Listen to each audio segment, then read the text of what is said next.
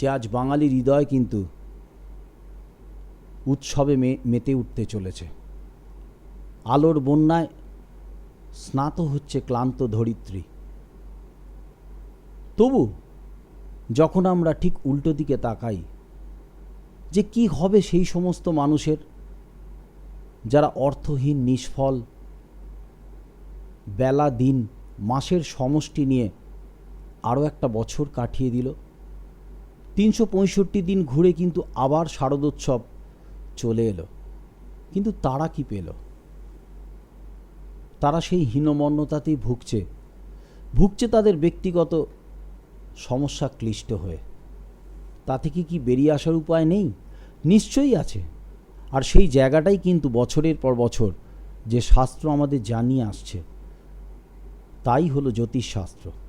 হাজার হাজার বছর ধরে যে শাস্ত্রকে আমরা বৈদিক যুগে বেদের চক্ষু বলি, সেই শাস্ত্রের ওপর কিন্তু যিনি স্বচ্ছন্দ বিহার করেন, যিনি যথেষ্ট পাণ্ডিত্য নিয়ে ভারতবর্ষ ছাড়িয়ে পৃথিবীর নানা প্রান্তের বিভিন্ন মানুষের সমস্যার সমাধান করে আসছেন, আজও কিন্তু সেই মানুষ, সে মহান ব্যক্তিত্ব আমাদের সঙ্গে এসেছেন আপনাদের নানা সমস্যার থেকে বেরিয়ে আসা সমাধানের পথ দেখানোর জন্য। তিনিই হলেন বাবা শ্রী দেবদাসজি মহারাজ। আমাদের ঠোঁট যেমন ওষ্ঠ এবং অধর নিয়ে গঠিত, জ্যোতিষশাস্ত্র তেমনি দুটি ভাগ, গণিত জ্যোতিষ এবং ফলিত জ্যোতিষ। এবং এই দুটি ভাগের ওপর এবং সংখ্যাতত্ত্ব এবং বাস্তুশাস্ত্রের ওপর বাবা শ্রী দেবদাসজি মহারাজ অবাধ যাতায়াত করেন। বিশাল অতল সমুদ্রের মতো এই শাস্ত্রের তিনি দিনকে দিন আরও অধ্যয়ন করে চলেছেন। যিনি নিজেকে একজন ভিক্ষুক বলেন, যে আজও তিনি জ্ঞান ভিক্ষা করে চলেছেন। যিনি নিজেকে বলেন ভাঙা ঘরের ঘরামি। হ্যাঁ, দাম্পত্য কলহে, ভাতৃবিরোধে, বিভিন্ন সমস্যায় ভাঙা ঘর কিন্তু তিনি জোড়া লাগিয়ে আসছেন এই শাস্ত্রের সঠিক এবং নিখুঁত অ্যাপ্লিকেশনের মাধ্যমে। দর্শক বন্ধুরা, এতটুকু অতিশয়োক্তি নয়, এই অমলিন সত্য কথাগুলো যারা ওনার সান্নিধ্য পেয়েছেন, ওনার সুপরামর্শ পেয়েছেন, তারাই কিন্তু উপলব্ধি করতে পারছেন। আসুন, আসন্ন দুর্গাপুজো উপলক্ষে আমরা বিভিন্ন ধর্মীয় আলোচনা মহারাজের শ্রীমুখ থেকে তো এই অনুষ্ঠানে শুনবই, তার সঙ্গে আপনাদের প্রেরিত চিঠির উত্তরও আমরা ওনার শ্রীমুখ থেকে যথারীতি শুনতে পারব। প্রথমেই স্টুডিওতে ওনাকে স্বাগত জানিয়ে শুরু করছি আজকের অনুষ্ঠান সমস্যা এবং সমাধান। নমস্কার। সর্বপ্রথমে টিভি মিডিয়া কর্তৃপক্ষকে এবং আমার সাথে এই মুহূর্তে স্টুডিওতে আছে আর্য বসু রায় আর্যকে, যে আজ বাঙালির হৃদয় কিন্তু উৎসবে মেতে উঠতে চলেছে। আলোর বন্যায় স্নাত হচ্ছে ক্লান্ত ধরিত্রী। তবু যখন আমরা ঠিক উল্টো দিকে তাকাই যে কি হবে সেই সমস্ত মানুষের যারা অর্থহীন, নিষ্ফল, বেলা দিন মাসের সমষ্টি নিয়ে আরও একটা বছর কাটিয়ে দিল। 365 দিন ঘুরে কিন্তু আবার শারদোৎসব চলে এলো, কিন্তু তারা কি পেল? তারা সেই হীনমন্যতাতেই ভুগছে তাদের ব্যক্তিগত সমস্যা ক্লিষ্ট হয়ে। তা থেকে কি বেরিয়ে আসার উপায় নেই? নিশ্চয়ই আছে। আর সেই জায়গাটাই কিন্তু বছরের পর বছর যে শাস্ত্র আমাদের জানিয়ে আসছে তাই হলো জ্যোতিষশাস্ত্র। হাজার হাজার বছর ধরে যে শাস্ত্রকে আমরা বৈদিক যুগে বেদের চক্ষু বলি, সেই শাস্ত্রের ওপর কিন্তু যিনি স্বচ্ছন্দ বিহার করেন, যিনি যথেষ্ট পাণ্ডিত্য নিয়ে ভারতবর্ষ ছাড়িয়ে পৃথিবীর নানা প্রান্তের বিভিন্ন মানুষের সমস্যার সমাধান করে আসছেন, আজও কিন্তু সেই মানুষ, সে মহান ব্যক্তিত্ব আমাদের সঙ্গে এসেছেন আপনাদের নানা সমস্যার থেকে বেরিয়ে আসা সমাধানের পথ দেখানোর জন্য। তিনিই হলেন বাবা শ্রী দেবদাসজি মহারাজ। আমাদের ঠোঁট যেমন ওষ্ঠ এবং অধর নিয়ে গঠিত, জ্যোতিষশাস্ত্র তেমনি দুটি ভাগ, গণিত জ্যোতিষ এবং ফলিত জ্যোতিষ। এবং এই দুটি ভাগের ওপর এবং সংখ্যাতত্ত্ব এবং বাস্তুশাস্ত্রের ওপর বাবা শ্রী দেবদাসজি মহারাজ অবাধ যাতায়াত করেন। বিশাল অতল সমুদ্রের মতো এই শাস্ত্রের তিনি দিনকে দিন আরও অধ্যয়ন করে চলেছেন। যিনি নিজেকে একজন ভিক্ষুক বলেন, যে আজও তিনি জ্ঞান ভিক্ষা করে চলেছেন। যিনি নিজেকে বলেন ভাঙা ঘরের ঘরামি। হ্যাঁ, দাম্পত্য কলহে, ভাতৃবিরোধে, বিভিন্ন সমস্যায় ভাঙা গড় কিন্তু তিনি জোড়া লাগিয়ে আসছেন এই শাস্ত্রের সঠিক এবং নিখুঁত অ্যাপ্লিকেশনের মাধ্যমে। দর্শক বন্ধুরা, এতটুকু অতিশয়োক্তি নয়, এই অমলিন সত্য কথাগুলো যারা ওনার সান্নিধ্য পেয়েছেন, ওনার সুপরামর্শ পেয়েছেন, তারাই কিন্তু উপলব্ধি করতে পারছেন। আসুন, আসন্ন দুর্গাপুজো উপলক্ষে আমরা বিভিন্ন ধর্মীয় আলোচনা মহারাজের শ্রীমুখ থেকে তো এই অনুষ্ঠানে শুনবই, তার সঙ্গে আপনাদের প্রেরিত চিঠির উত্তরও আমরা ওনার শ্রীমুখ থেকে যথারীতি শুনতে পারবো। প্রথমেই স্টুডিওতে ওনাকে স্বাগত জানিয়ে শুরু করছি আজকের অনুষ্ঠান সমস্যা এবং সমাধান। নমস্কার। সর্বপ্রথমে টিভি মিডিয়া কর্তৃপক্ষকে এবং আমার সাথে এই মুহূর্তে সব গৃহস্থ ঘরে যথেষ্টভাবে হয় বা প্রতিদিন হয়, তো কোজাগরী লক্ষ্মী পূজাটা কি? কোজাগরী লক্ষ্মী পূজাটা কি? কেন কোজাগরী শব্দ? কোজাগরী শব্দের অর্থ কে জাগছে, कौन रात में জাগ रहा है, কে জাগছে, সেই থেকে কোজাগরী লক্ষ্মী পূজা। সব আমি ধীরে ধীরে বলবো। আগে তোমাদের বলি যে এই ষষ্ঠীর দিনটা তোমরা কিভাবে পালন করবে। ষষ্ঠীর দিন তোমরা ঘুম থেকে উঠবে, উঠে মৌনী স্নান করবে, অর্থাৎ কোনো কথা না বলে তোমরা স্নান করবে। স্নানের জলে 6খানি তুলসী পাতা, 1টি হরিতকি আর 6টি নিম পাতা এবং হলুদ বাটা, একটু হলুদ বাটা দিয়ে তোমরা স্নান করবে। একটু হলুদ বাটা তোমরা কপালে বা মুখে বা গায়ে একটু লাগিয়ে নেবে। এই দিয়ে তোমরা স্নান করবে। এরপরে তোমরা হলুদ অথবা সাদার ওপর বস্ত্র পরবে। সধবা মায়েরা লাল পাড়ের সাদা খোলের শাড়ি পরবে এবং যারা তোমরা কুমারী আছো হলুদের ওপর শাড়ি পরবে। যারা বিবাহিতা আছো তারাও সেরকম শাড়ি পরবে, হলুদ লালে বা সাদা লালে। আর যারা বাবারা আছো তোমরা হলুদ বা সাদা পোশাক পরবে। এবার কি করবে? সেদিন তোমরা 6টি ফুল আর 6টি ফল দিয়ে মায়ের পূজা দেবে।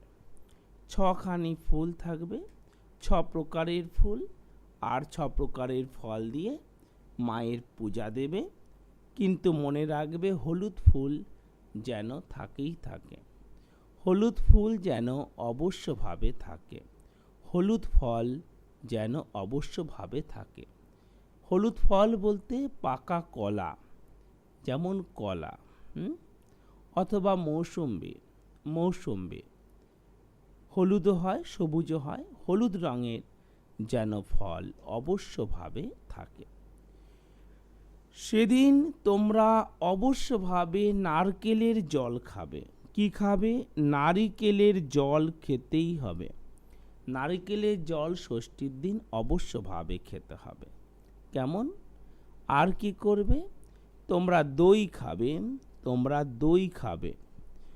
আর ওই দিনটাতে সূর্য যতক্ষণ না ডুবছে তোমরা ভাত না খেলে ভালো, তোমরা রুটি, লুচি, পরোটা এই ধরনের খাবারগুলো খেলে ভালো হয়।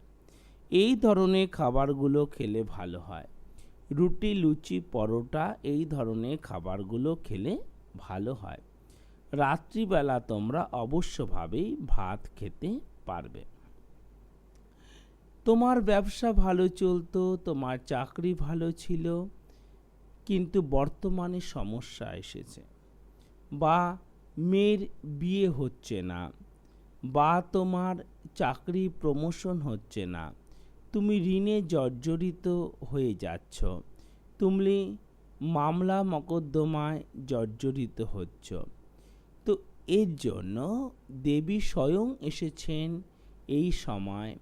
আমরা যদি এই তিথিগুলোকে পালন করতে পারি, আমরা আগামী 1 বছর খুবই ভাবে দেবীর কৃপায় আমরা সুন্দরভাবে থাকতে পারব। আমরা সমস্যা লাঘব হয়ে বাঁচতে পারব। তাহলে নারকেলের জল বলেছি, নারকেল নয়। নারকেল খেতে পারো, কোনো অসুবিধে নেই, কিন্তু নারকেলের জল খেতেই হবে। আর দই খেতে বলেছি। আর কি করবে তোমরা? কেশর আর সাদা চন্দন আর ধান দিয়ে, অনামিকা আঙুল দিয়ে তোমরা একটি করে টিক্কা নেবে। কেশর আর ধান আর সাদা চন্দন দিয়ে তোমরা অনামিকা আঙুল দিয়ে একটা করে টিক্কা নেবে। মনে রাখবে, এই ষষ্ঠী, সপ্তমী, মহাষষ্ঠী, মহাসপ্তমী, মহা অষ্টমী, মহানবমী, মহাদশমী এ কদিন কোনো প্রকার যৌনতা না করা ভালো। স্বামী স্ত্রীর মধ্যে কোনো প্রকার যৌনতা করবে না, বা কোনো রকম যৌনতা না করা দেহ মনের শুচিতা এবং পবিত্রতা নিয়ে আসবে। যৌনতা করা অপবিত্রতা তো নয়, কিন্তু যৌনতার প্রয়োজনীয়তা সন্তান লাভের জন্য। ভগবান যৌনতার শক্তি জীবকে দিয়েছেন সন্তান লাভের জন্য, তোমার পরম্পরা, তোমার বংশকে বৃদ্ধি করার জন্য। কিন্তু উপাসনার ক্ষেত্রে এই যৌনতা থেকে দূরে থাকতে হবে, যৌন চিন্তা থেকে দূরে থাকতে হবে। আর বিশেষত যারা খুব আর্থিক সমস্যায় ভুগছ, ভীষণ আর্থিক তোমাদের টানাটানি চলছে, ঋণ চলছে, প্রপার্টি বেচতে বাধ্য হয়ে পড়ছ, তোমাদের ক্ষেত্রে বিশেষভাবে বলে দিচ্ছি যে কোজাগরী লক্ষ্মী পূজাতেও তোমরা দেহ মনের পবিত্রতা রক্ষা করবে। তোমরা দেহ মনের পবিত্রতা রক্ষা করবে। সর্বশেষ কথা, শক্তি অমাবস্যা, সেদিনও দেহ মনের পবিত্রতা রক্ষা করবে।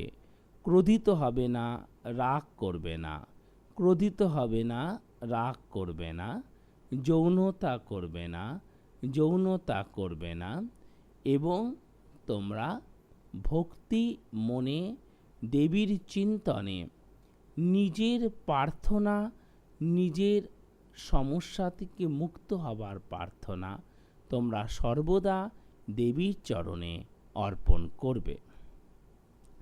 ষষ্ঠীর দিন থেকে শুরু করে প্রতিদিন তোমাদের যে অত্যন্ত গুরুত্বপূর্ণ কাজটা করতে হবে, সেটা কি?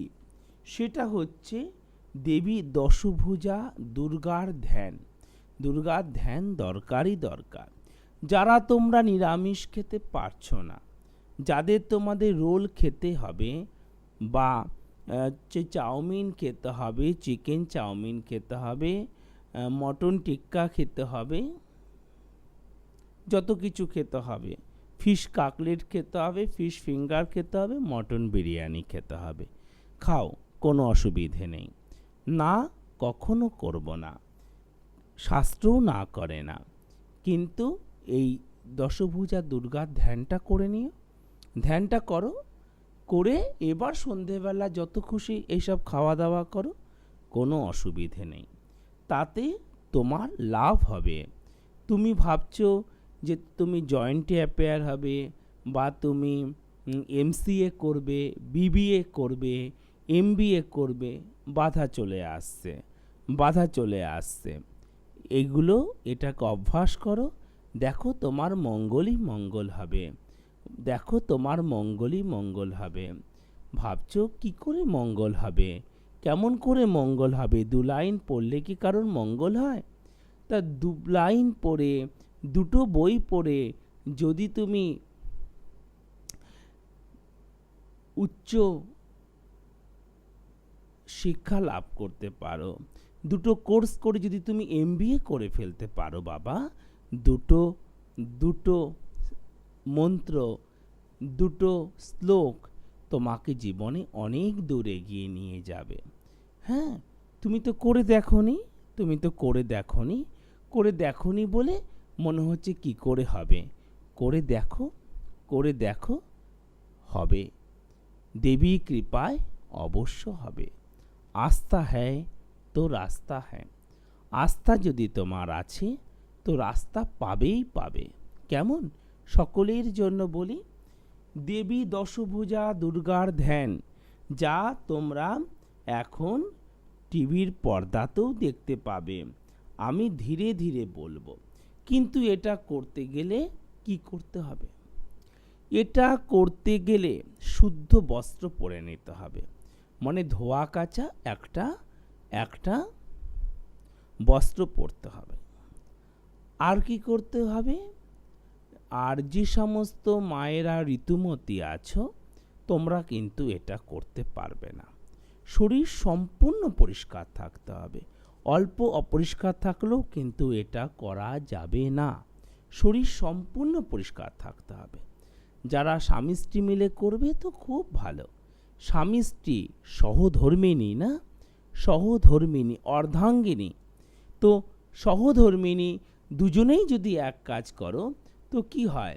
তো সংসারটা খুব ভালোভাবে উন্নতির দিকে যায়, সংসারটা খুব ভালোভাবে উন্নতির দিকে যায়। অর্ধাঙ্গিনী, অর্ধ অঙ্গ, তো দুজনেই যদি করো, শরীর স্বাস্থ্য, আর্থিক উন্নতি, ছেলেমেয়ের উন্নতি, সাংসারিক উন্নতি খুব ভালো হয়, খুবই মঙ্গলময় হয়। তোমরা কি করবে? পদ্মাসনে বসবে, তোমরা পদ্মাসনে বসবে। কিসের আসন? যদি তোমাদের কুশের আসন থাকে, কুশ অতীব শুদ্ধ, সেই কুশের আসন যদি থাকে তো খুব ভালো। যদি কুশের আসন না থাকে তাহলে কোনো প্রকার কম্বলের আসন হলেও হবে। যদি কুশের আসন থাকে তো খুবই ভালো হবে, তার কারণ কুশ খুবই শুদ্ধ। যদি কুশ না থাকে তাহলে কম্বলের আসন হলেও হবে, অথবা যে কোনো আসনে করতে পারো। তোমরা পদ্মাসনে বসবে, তোমরা পদ্মাসনে বসবে। পদ্মাসনে বসে তোমরা প্রণাম মুদ্রায়, তোমরা প্রণাম মুদ্রায় তোমরা হাতকে তোমরা রাখবে প্রণাম মুদ্রায়। যদি প্রণাম মুদ্রায় না রাখতে পারো তাহলে তোমরা এই সাধারণভাবেই, যেভাবে আমরা প্রণাম করি সেভাবেই হাত জোড় করবে। এবারে তোমরা এই দশভুজা দুর্গার ধ্যান অতীব বিরল, একদম শাস্ত্র থেকে আমি ধীরে ধীরে তোমাদের কাছে এটা আমি তুলে ধরছি, আর এর অডিও রেকর্ডিং চলছে। খুব তাড়াতাড়ি তোমরা এটি শিবকৃষ্ণ গুরুকুলের শিষ্য শিষ্যাদের দ্বারা অডিও রেকর্ডিং শুনতে পাবে। আজ আমি তোমাদের বলে দিচ্ছি, লেখো ওং ওং জটা জটা জুটো জুটো সমা সমা যুক্তা যুক্তা মর্ধেন্দু মর্ধেন্দু কৃত কৃত শেখরাম শেখরাম। এবার নিচে লেখো লোচ নয়ত্র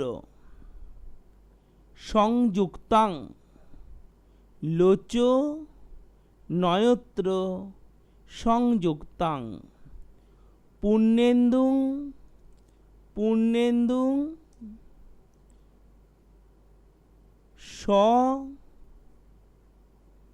সদৃশা ননম পুণ্যেন্দু সদৃশা ননম। নিচে লেখো তপ্ত কাঞ্চন বর্ণাভা তপ্ত কাঞ্চন বর্ণাভা সুপ্রতিষ্ঠাং সুপ্রতিষ্ঠাং সুলোচনাম সুলোচনাম। নিচে লেখো নব যৌবন সম্পন্নাং নব যৌবন সম্পন্নাম সর্বা সর্বা ভরণ ভরণ ভূষিতাম ভূষিতাম। নিচে লেখো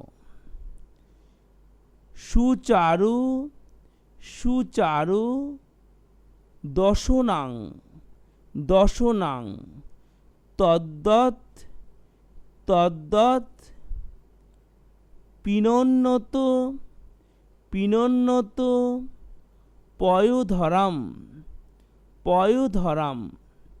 নিচে লেখো ত্রিভঙ্গ ত্রিভঙ্গ স্থান স্থান সংস্থানাং সংস্থানাং মহিষাসুর মহিষাসুর মর্দিনীম মর্দিনীম। নিচে লেখো মৃণা মৃণা লায় লায় তো সংস্পর্শ তো সংস্পর্শ দশ বাহু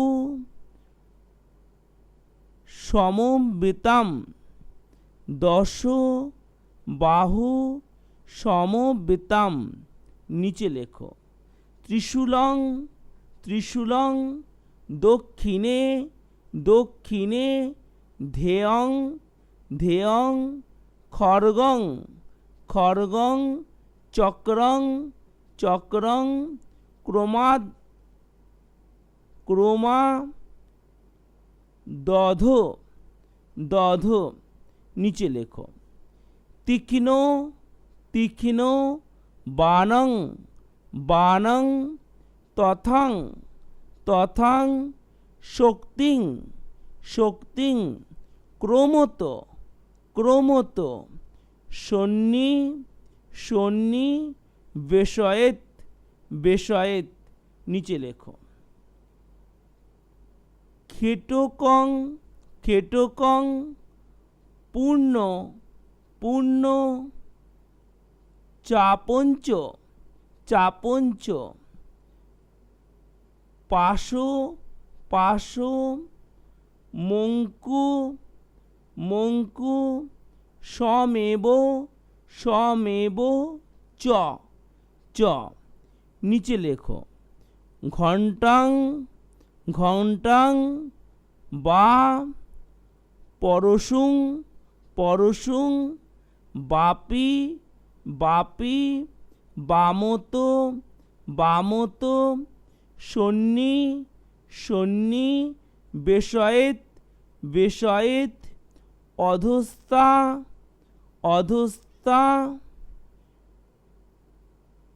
ন মহিষং অধস্তান মহিষং তদ্দ তদ্দ দিশি রস্কং তদ্দ দিশি রস্কং প্রদর্শয়েত নিচে লেখো। শিরো ছেদ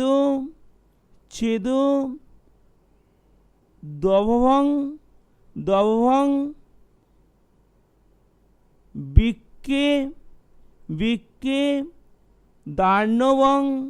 দার্ণবং খর্গ পানিনাম নিচে লেখো। হৃদি শুলেন নির্ভীনং নির্জ দন্ত্র বিভূষিতম নিচে লেখো। রক্তা রক্তি কৃতাঙ্গঞ্চ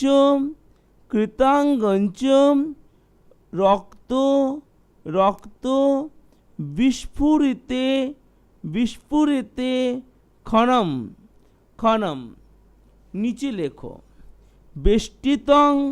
বেষ্টিতং নাগো পাশেন ভ্রুকুটি ভীষণানাম নিচে লেখো।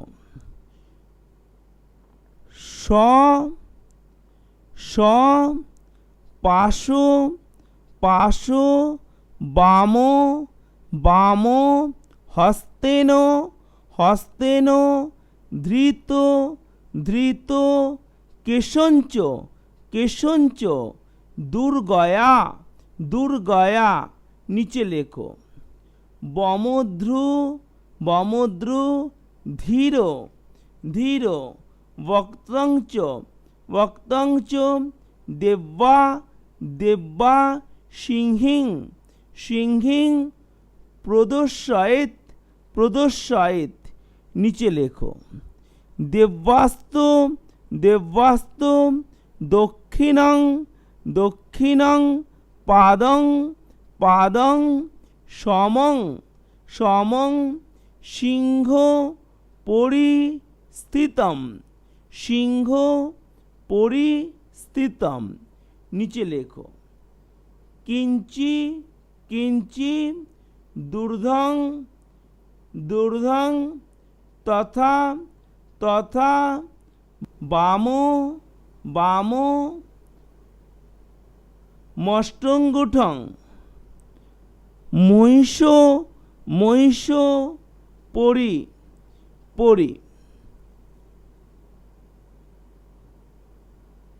এই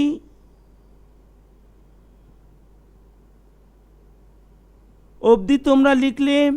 এবার নিচে লেখো।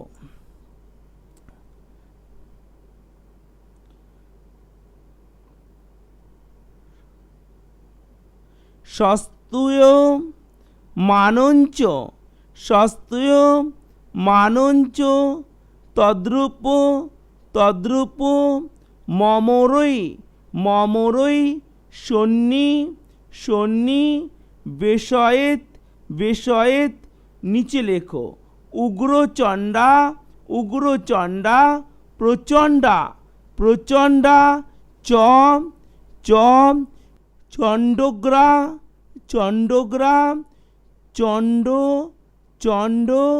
নায়িকা নিচে লেখো। চণ্ডা চণ্ডবতী চৈব চণ্ড রূপাতি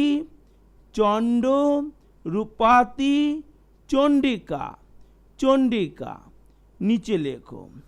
আভি শক্তি ভীরস স্টাভি সততং পরি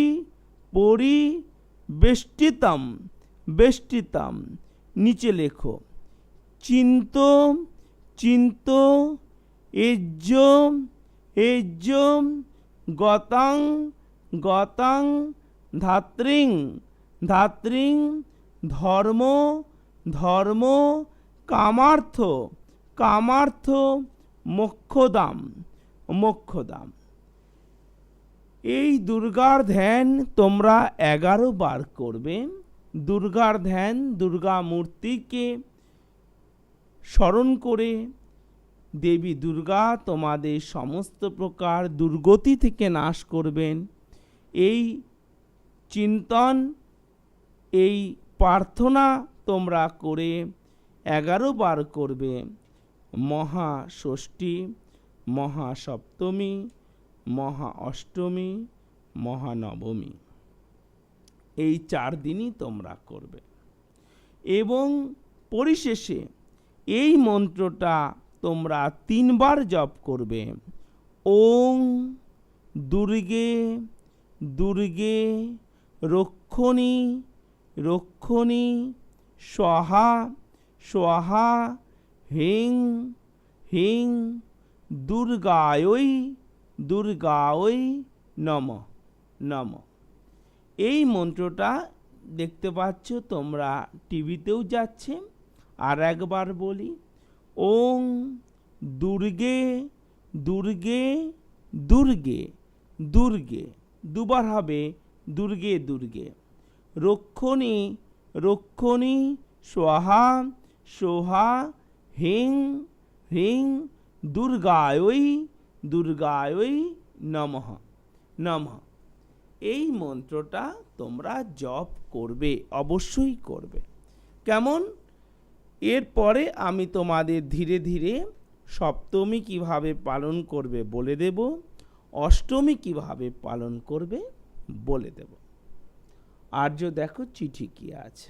দর্শক বন্ধুরা, আমরা মন্ত্রমুগ্ধের মতো মহারাজের শ্রীমুখ থেকে শুনছিলাম যে দুর্গাপুজোর মহাষষ্ঠী থেকে মহাদশমী অবধি প্রতিটি তিথি আমরা কিভাবে পালন করব। আজকে আমরা মহাষষ্ঠীতে কিভাবে সেই দিনটি পালন করব তা নিয়েই মহারাজের শ্রীমুখ থেকে শুনছিলাম আলোচনা। তার প্রতিটি কথায় যেন মঙ্গল কামনার প্রতিশ্রুতি, তার সাধন জীবনের গভীরতা থেকে যেন উচ্চারিত এক পরম সত্য। আর তা শুনতে শুনতে আপনাদের মতো আমারও মনে হয় যে কিভাবে যেন সময় গড়িয়ে যায়। তবু আপনাদের কথা চিন্তা করে, আপনাদের অধীর আগ্রহের কথা চিন্তা করে প্রতিটি কার্যক্রমে আমাদের তো আপনাদের প্রেরিত একটি করে চিঠির উত্তর অবশ্যই মহারাজের শ্রীমুখ থেকে নিয়ে নিতে হয়। তার আগে বলি যে সমস্ত মানুষ আজকে গ্রহ সমস্যায় জর্জরিত, তাদের সেই জায়গা থেকে বেরিয়ে আসার জন্য যে দুটো ফোন নাম্বার আপনাদের স্মরণে রাখতে হবে, সেই দুটো নাম্বার হলো 9830156738 এবং আরও একটি নাম্বার 9831950049। আরও একবার বলছি, 9830156738 এবং 9831950049। আর এই মহান ব্যক্তিত্বের সঙ্গে আপনারা পশ্চিমবাংলা যে 3টি স্থানে যোগাযোগ করতে পারবেন, তার মধ্যে একটি হচ্ছে ওনার নিজের আশ্রম শিবকৃষ্ণ গুরুকুল, 130 নেহেরু নগর, পোস্ট অফিস মাহেশ, শ্রীরামপুর জেলা, Hooghly, pin number 712-202, bus stoppage মাসির বাড়ি। এবং চিঠি পাঠানোর কিন্তু একমাত্র ঠিকানাই হলো শিবকৃষ্ণ গুরুকুল। আরও একবার বলছি, শিবকৃষ্ণ গুরুকুল, 130 নেহেরু নগর, পোস্ট অফিস মাহেশ, শ্রীরামপুর জেলা, Hooghly, pin number 712-202, bus stoppage মাসির বাড়ি। চিঠিও একমাত্র এই ঠিকানায় পাঠাবেন। সল্টলেকে আপনারা যে ঠিকানা ওনার সঙ্গে যোগাযোগ করতে পারবেন সেটি হলো BD 390 Goodluck point BD 390, sector 1, Salt Lake, Kolkata 64, bus stoppage BD bus stoppage. United bank of ইন্ডিয়ার পাশের গলি দিয়ে গিয়ে আপনারা VIP সুইটস নামক একটি মিষ্টির দোকান আছে, ঠিক তার উল্টো দিকেই কিন্তু ওনার চেম্বার। আরও একটি ঠিকানা বাঁশদ্রোণীর, সেটা আপনাদের টিভি স্ক্রলে যাচ্ছে, আপনারা দয়া করে সেখান থেকে নোট করে নিন। যদি সময় থাকে আমি নিশ্চয়ই আপনাদের অবগতির জন্য আরও একবার জানাবো।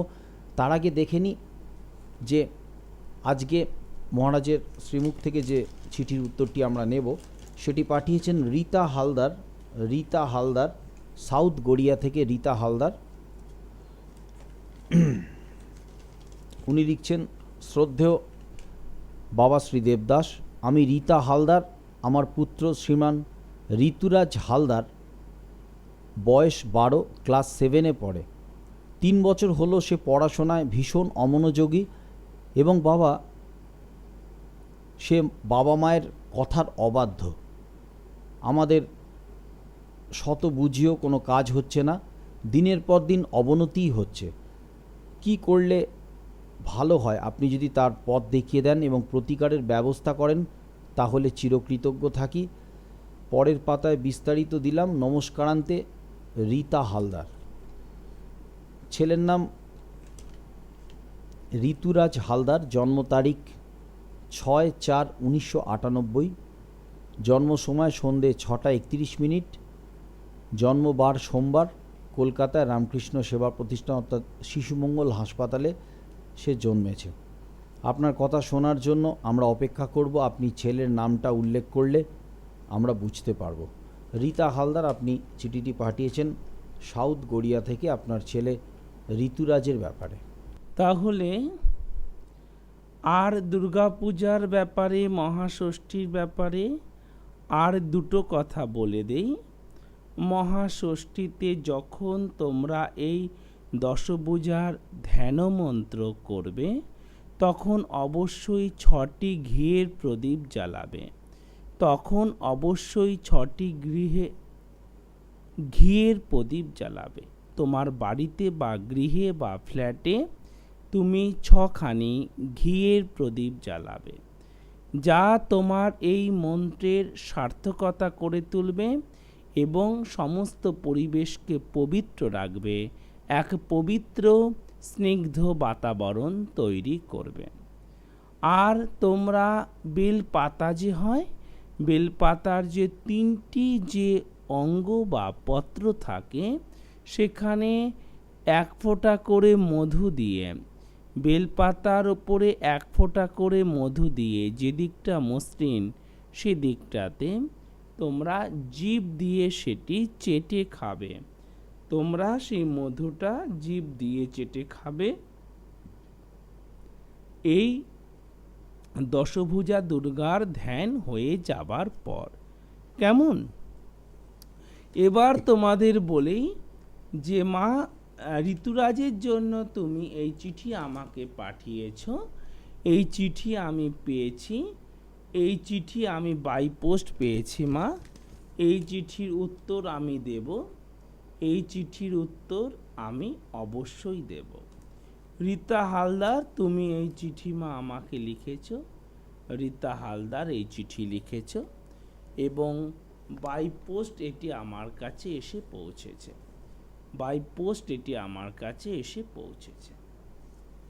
মা, ঋতুরাজের ভারী সুন্দর নাম। তো ঋতুরাজের জন্ম 6 এপ্রিল 1998 সাল, সন্ধেবেলা 6:31 কলকাতা রামকৃষ্ণ সেবা প্রতিষ্ঠান বা শিশু মঙ্গল হসপিটালে জন্ম। ঋতুরাজের জন্ম সোমবার দিন জন্ম।